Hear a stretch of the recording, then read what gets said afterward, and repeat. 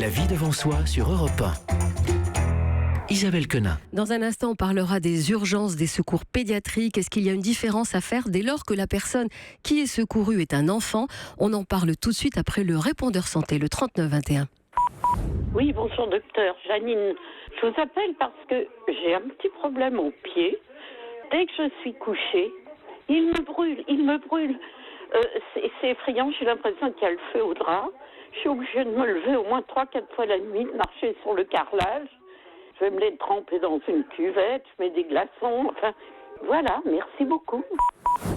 Marcel, les pieds qui brûlent. Alors les pieds qui brûlent, ça a l'air d'être un symptôme relativement simple, mais les causes sont multiples et elles sont pas si anodines que ça. C'est-à-dire que ça peut être lié à une atteinte des nerfs ou une artère, des artères ou des veines. En gros, le diabète peut vous donner ça, l'insuffisance veineuse peut vous donner ça, et donc avant de faire quoi que ce soit, alors mettre les pieds sur le carrelage glacé, ça ne peut faire que du bien, mais il faut quand même aller vérifier qu'on n'ait pas un diabète, une insuffisance veineuse, bref, il y a un certain nombre d'examens à faire pour authentifier la cause de ce problème.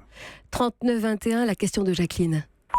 Bonjour docteur, je m'appelle Jacqueline. Je prends pour la fibromyalgie, je prends de l'Irica et je voudrais savoir ce que vous en pensez. J'aurais bien aimé trouver quelque chose d'un peu moins embêtant parce que c'est un poison et apparemment il n'y a pas d'autres médicaments pour la fibromyalgie. Et d'autre part, au point de vue laitage, paraît-il que tous les laitages sont déconseillés. Bon, bonne journée docteur, au revoir. Docteur Ichou, l'Irica c'est un poison ? Comme tous les médicaments, il y a des effets bénéfiques et des effets évidemment délétères. C'est pas spécialement un poison, on en a besoin dans certaines maladies. Mais la fibromyalgie, c'est une étiquette qu'on donne maintenant assez facilement, c'est un fourre-tout. La fibromyalgie, il n'y a pas d'examen, il n'y a pas de diagnostic de certitude. Donc quand on est un peu perdu, on évoque souvent la fibromyalgie et parfois à tort. Donc comme on ne soigne pas une fibromyalgie, on soigne une personne, il faut vraiment faire le tour de la question, de toute sa problématique et essayer d'autres médicaments et surtout une prise en charge psychologique parce que ça atteint les nerfs, on va dire, et ne pas avoir d'idées préconçues sur l'alimentation. Il faut vraiment se débarrasser des choses comme ça, un peu de bon sens. Il y aura aucun lien entre la fibromyalgie et les laitages. Donc si elle aime le lait et les laitages et le fromage, qu'elle ne se prive pas, parce que c'est déjà assez embêtant d'avoir une maladie ou un syndrome comme celui-là pour ne pas en plus se punir soi-même. 3921, la dernière question. Oui, bonjour docteur. Moi, je souffre d'apnée du sommeil. Je voudrais savoir qu'est-ce que je peux faire. J'ai des fois des moments de sommeil après le repas. Une fois que j'ai mangé, j'ai des moments d'endormissement. Je voudrais savoir qu'est-ce que je pourrais faire. Veuillez me répondre, s'il vous plaît. Merci. Au revoir. Alors, l'apnée du sommeil, vous vous souvenez, on a parlé de sommeil hier. Et l'apnée du sommeil, c'est donc des gens qui ronflent, mais surtout qui s'arrêtent de respirer plusieurs fois par heure dans la nuit. Certains, c'est quelques fois, pour d'autres, c'est des centaines de fois.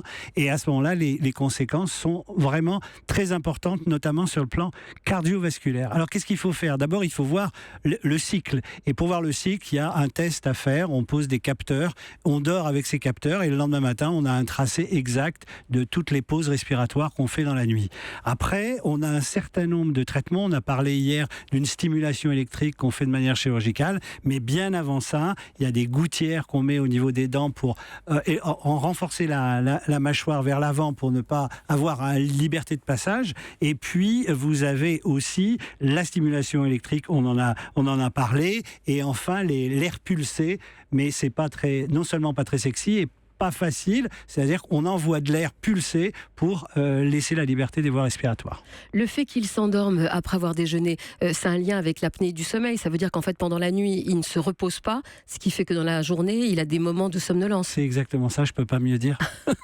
3921, vous continuez à poser vos questions. Bien sûr, vous appelez le répondeur santé quand vous le souhaitez, vous laissez votre question ou votre réaction à une émission que vous venez d'entendre.